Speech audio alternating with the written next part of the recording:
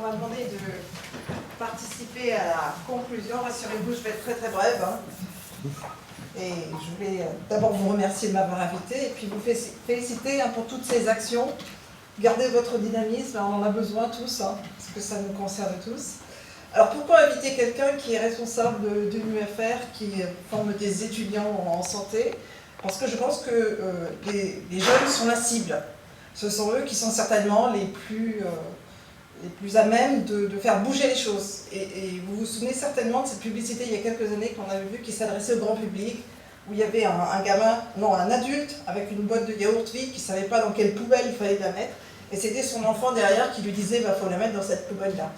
Alors je ne veux pas dire que les étudiants sont des gamins, encore que des fois, mais je pense que c'est une bonne stratégie de les impliquer. Alors je parlerai essentiellement des étudiants en pharmacie parce que c'est ceux que je connais le mieux, mais ils sont dans le CHU. Donc je pense que si le CHU, à la fois à la pharmacie et dans les services cliniques, donc si le CHU est vertueux en termes d'écologie et de respect de l'environnement, ils vont s'en imprégner. Et ça c'est très important parce que ces étudiants, ils vont essaimer. Ils vont essaimer, alors dans l'industrie pharmaceutique où il y a beaucoup de progrès à faire, tous ces blisters que l'on voit, tout ça, donc vous ne pourrez plus voir, il y a beaucoup de modifications à apporter, donc peut-être qu'en essaimant. Et puis tous nos pharmaciens, ils vont aussi dans les officines. Et dans les officines, vous savez, il y a un maillage qui est formidable, un maillage territorial qui est formidable, et ils peuvent être aussi là, des porteurs de messages.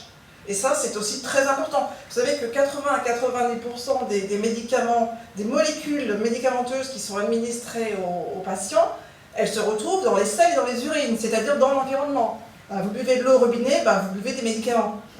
Donc si on peut limiter cette prise de médicaments, et je pense que les officinaux peuvent jouer un rôle aussi de conseil à ce niveau-là. Ils peuvent aussi jouer un rôle dans tous les autres aspects. Alors il faut informer, il faut former, il faut communiquer, et bravo à vous tous, parce que c'est, on n'est pas très nombreux ce soir, mais il faut continuer sur cette lancée, parce que c'est, je pense, le seul moyen de faire bouger les choses. Merci à tous.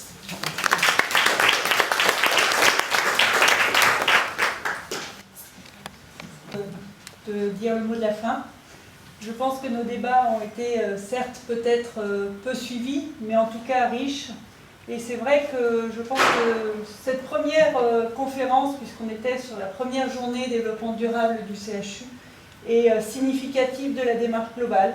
On ne travaille pas sur un secteur par rapport à un autre, mais on est vraiment sur quelque chose de global, de l'économique, du social, de l'environnement.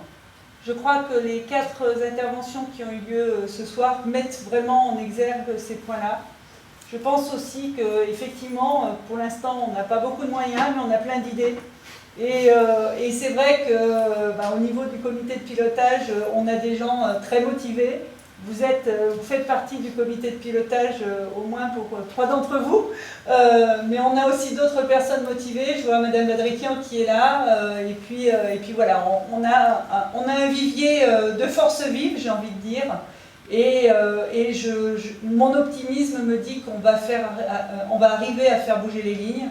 On a aussi un certain nombre de personnels au niveau de l'établissement qui sont mobilisés sur un point plus qu'un autre, parce que aussi chacun a son propre intérêt.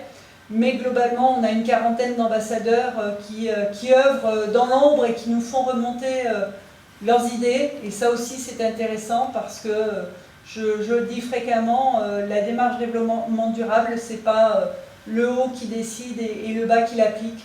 On est vraiment sur quelque chose de multidisciplinaire, de collaboratif. Et ça aussi, c'est une démarche nouvelle. Comme vous le disiez, on a besoin d'informer parce qu'on n'est encore pas très nombreux.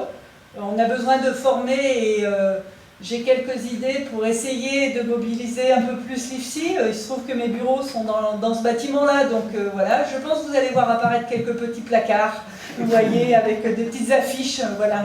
On arrive encore à en faire quelques-unes de sympathiques. Mais voilà, c'est un travail de longue haleine, mais c'est aussi cet intérêt, c'est un challenge certes, mais aujourd'hui on a bien démontré que l'établissement hospitalier, quel qu'il soit, il n'est pas hors sol et qu'il s'inscrit vraiment dans la démarche qui existe au niveau de notre société. Il faut qu'on arrive à avancer petitement peut-être, mais sûrement, et progressivement les choses avanceront, mais là aussi il faudra qu'on soit aussi accompagné, parce que ça fait au moins 3 ans que j'entends le professeur Soutou qui nous explique qu'elle a du mal à avoir des informations des industriels. Donc voilà, donc, on est un peu à la croisée des chemins. C'était une première aujourd'hui, j'espère que voilà, ça vous aura intéressé. J'espère que les quelques petites animations qu'il y avait sur les 3 sites de l'établissement ont aussi permis d'éveiller un petit brin de conscience sur certaines choses pour les uns et les autres. Et j'espère surtout qu'on va pouvoir continuer à avancer. Je n'en doute pas, et voilà. Et j'ai bien retenu, on arrivera à avoir un budget, hein. Je ne désespère pas. Voilà. Un de mes défauts, c'est que je suis têtue comme une mule. Donc voilà. Merci beaucoup pour tous d'avoir accepté de veiller un peu tardivement avec nous, mais c'était un sujet qui me semble vraiment passionnant. Et puis je pense qu'on peut peut-être se donner rendez-vous l'année prochaine, je ne sais pas. Voilà.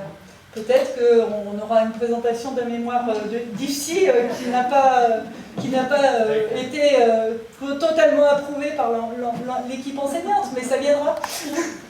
Merci à tous encore une fois, et puis à bientôt, j'espère.